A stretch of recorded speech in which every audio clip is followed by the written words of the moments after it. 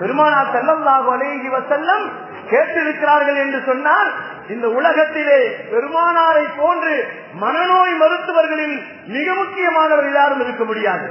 நபிகள் நாயகம் ஸல்லல்லாஹு அலைஹி வஸல்லம் அவர்கள் இது போன்ற நிறைய விஷயங்களை நமக்கு சொல்லித் தருவார்கள்.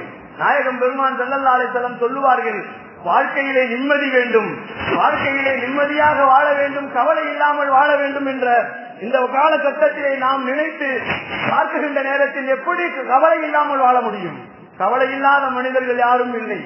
ஏதாவது ஒரு கவலை, குடும்பத்தில் கவலை, மனைவியின் மூலமாக கவலை, வியாபாரத்தின் மூலமாக கவலை, துன்யாவின் மூலமாக கவலைகள், ஏகப்பட்ட கவலைகள் மனிதனை சூழ்ந்திருக்கிறது.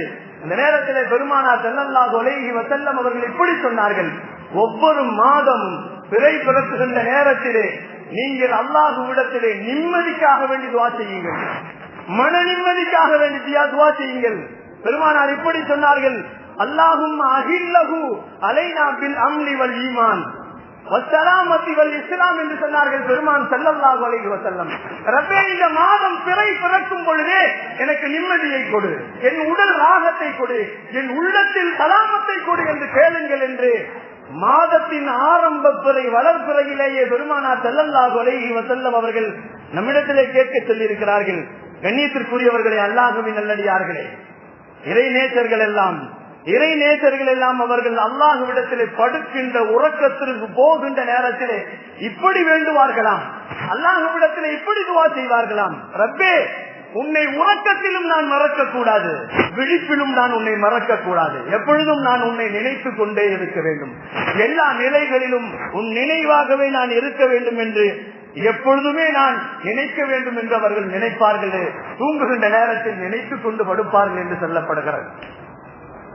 பெருந்தகைகள் இப்படி சொல்லுவார்கள், தஹஜ்ஜுடைய நேரத்திலே எழுந்திருக்க வேண்டும் என்பதற்காக வேண்டி அல்லாஹ்விடத்திலே சொல்லுவார்கள், ரப்பே, என்னை நீ தஹஜ்ஜுக்கு எழுப்புவாயாக. நாம் எல்லாம் என்ன செய்கிறோம் சொன்னா, தஹஜ்ஜுக்கு எழுவதற்காக வேண்டி நாம் அலாரங்களை வைக்கிறோம். அலாரம் அடித்த உடனே அதன் தலையிலே அடித்து விடுவோம், அது அணைந்து விடும். அதற்கு பின்னால் நாம் எல்லா நேரங்கள் கடைசி நேரத்திலே வாங்க சொல்வதற்கு ஒரு 10-15 நிமிஷத்துக்கு முன்னாடி எந்திரிச்சு தஹஜ்ஜுக்கு தொழுகின்ற சூழல்கள். அவர்கள் எப்படி கேட்பார்கள், இறைநேசர்கள் எப்படி கேட்பார்கள் என்று சொன்னால், ரப்பே, நான் தஹஜ்ஜுக்கு எழ வேண்டும், அது நீ எனக்கு எழுப்ப வேண்டும், உனக்கு எது எனக்கு பொருத்தமான நேரமோ அந்த நேரத்தில் நீ என்னை எழுப்பு என்று சொல்லுவார்கள் இறைநேசர்கள்.